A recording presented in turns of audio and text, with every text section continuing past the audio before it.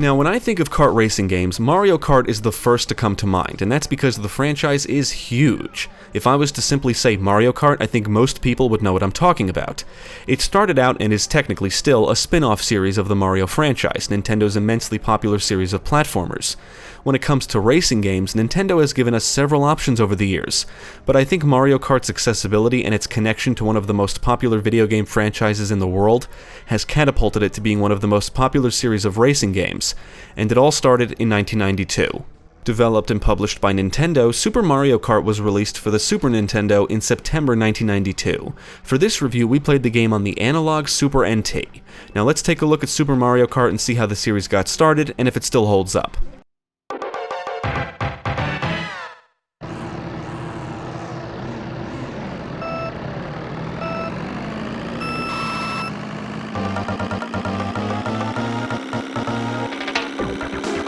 Super Mario Kart is a kart racing game set in the Mario universe and supports up to 2 players. To be more specific, it's heavily based on Super Mario World, one of the greatest games ever made, by the way, but that's a topic for another time. Super Mario Kart features 8 playable drivers split up into different weight classes, which determines how they handle on the courses. You can accelerate, brake, hop, and drift. It is possible to spin out by oversteering for too long, so it's safer to drift around sharp turns. If you want more of a challenge, you can enter a cheat to shrink your driver. You'll move slower and can be squashed by opponents. The screen is always split in 2. In single player, the top portion always displays your driver, and the bottom can display an overhead view of the course or what's happening behind you. In 2 player, the bottom portion displays the second player's driver.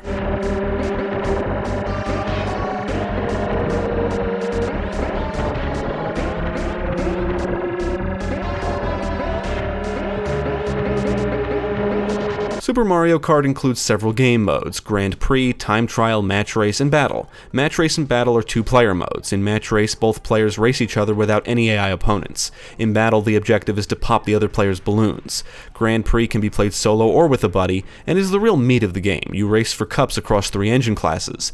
Time Trial is all about setting record times, and this mode is exclusive to single player. The 3 engine classes are 50cc, 100cc, and 150cc, and they can also be seen as the difficulty. The higher the engine class, the faster the karts move and the more challenging the gameplay. The Grand Prix features 4 cups, each consisting of 5 courses.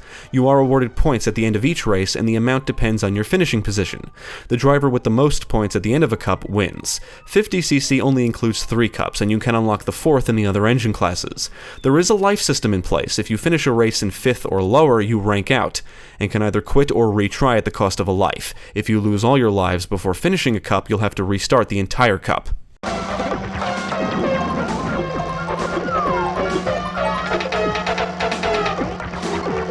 Now, we would consider Super Mario Kart to be a combat racing game. There's more to it than simply driving around a course as fast as you can. You can acquire items that can be used against your opponents, and collect coins scattered around the courses to increase your top speed. Your top speed will stop increasing after 10 coins, but you can still collect more. You lose coins for getting hit, bumping into opponents, and falling off the course.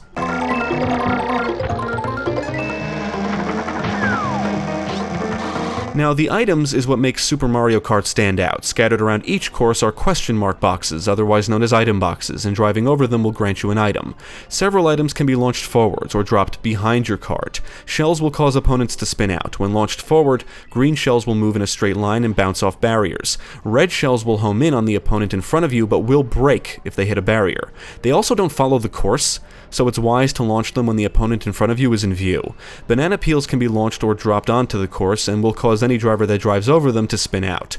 The feather allows you to jump higher than your standard hop, allowing you to jump over obstacles and items. Mushrooms grant you a boost, stars grant you invincibility and a speed boost for a limited time, and the coin adds 2 coins to your coin total. The rarest item in the game is the lightning bolt, and it's also one of the most helpful. It will temporarily shrink all opponents, slowing them down. Exclusive to the match race and battle mode is the ghost, which will temporarily make you transparent and steal the other player's item.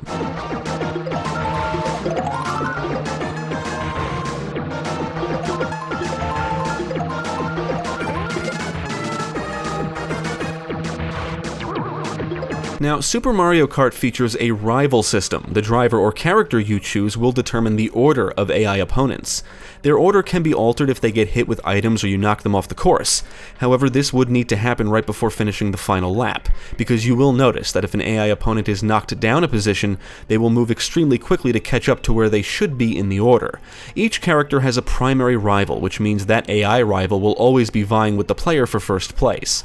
It's not too difficult to win races in 50cc and 100cc, and if you drive well enough, it is possible to lap opponents, which is very easy to do in 50cc.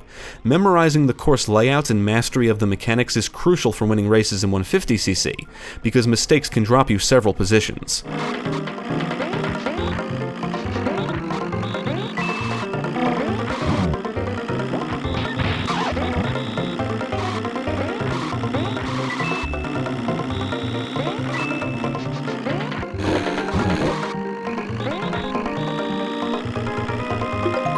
Now, there's a couple of things to know about the AI in Super Mario Kart. 1, AI opponents can only use specific items, and 2, they cheat. Each AI driver can only use a specific item, and some are exclusive to the AI, meaning the player cannot acquire them. Bowser can launch and drop fireballs, Yoshi can launch and drop eggs, and Toad and the Princess can launch and drop poison mushrooms that will shrink any driver that drives into them. AI opponents will not acquire coins or items from item boxes. They can use items frequently, however many times they want, and seemingly for however long they want.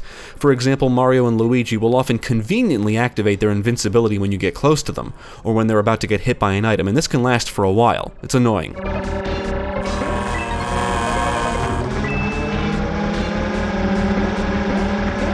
The higher the engine class, the more noticeable the AI issues become. In 150cc, they can be relentless with bullshit. One thing that becomes very annoying is the sniping. The AI will snipe you, which means they'll launch items directly in front of your cart. They will sometimes launch their item multiple times in succession, one after another. More often than not, they will jump over items on the course that came from other AI opponents.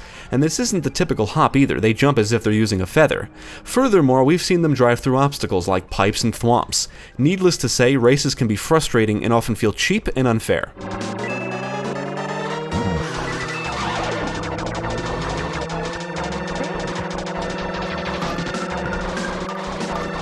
Most of the courses are based on locations from Super Mario World, like Donut Plains and Choco Island, just to name a couple. The different locations have their own terrain, which will affect how your kart handles, and you'll want to keep an eye out for shortcuts that can help you get ahead and bumps or jumps that launch you into the air. Driving off-road and bumping into barriers will slow you down, and there will be hazards and obstacles to avoid. You can fall into water in several courses, and lava in the Bowser's Castle courses. You can get squashed by thwomps, and gophers can attach themselves to your driver and slow you down. Super Mario Kart does feature a good variety of courses, and they do get more challenging as you progress through the cups. The Mushroom Cup courses are rather easy to navigate, but the Special Cup courses will put your driving skills to the test.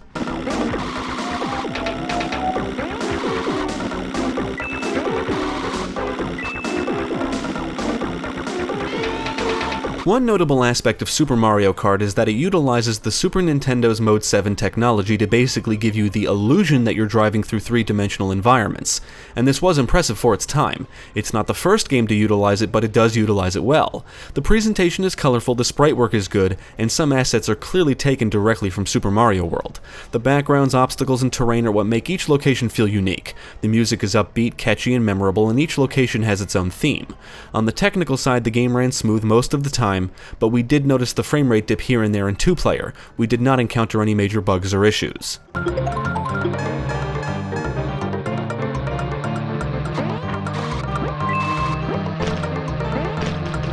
The Super Nintendo was the first console I ever owned, and I was big into Mario as a kid. I'm still a fan to this day. I didn't get new games for it very often, so I was always excited when I got to play something new, especially if it was a Mario-related game.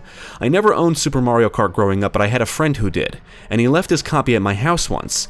And it wasn't until that night that I realized it was still in the system, so I played it. And later that night, around 10 or 11 o'clock, while I was still playing, him and his dad came over to get it, and that was a little awkward. I am aware this story makes me look like a bit of a dick, but in my defense, I was like 7 or 8 years old, and I had every intention of getting it back. Regardless, I enjoyed every moment of it. It was one of the first racing games I ever played, and it was more than just a racing game. For one thing, it's based on Super Mario World, one of my favorite games of all time, and the idea of using items against opponents was so cool to me as a kid. The items is one of the core elements that makes this series stand out. I even loved the battle mode. It's a racing game and vehicular combat game all in one. Playing it now, it has definitely aged in many respects, but we do think it holds up rather well. It's accessible, challenging, and can be a lot of fun. It can also be cheap and unfair, and as you may or may not know, that's not uncommon for this series.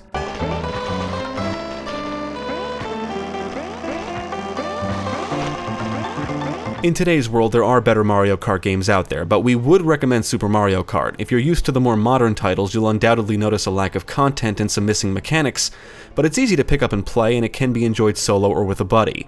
If you have any interest in seeing how one of the most popular video game racing franchises got started, then definitely check out Super Mario Kart.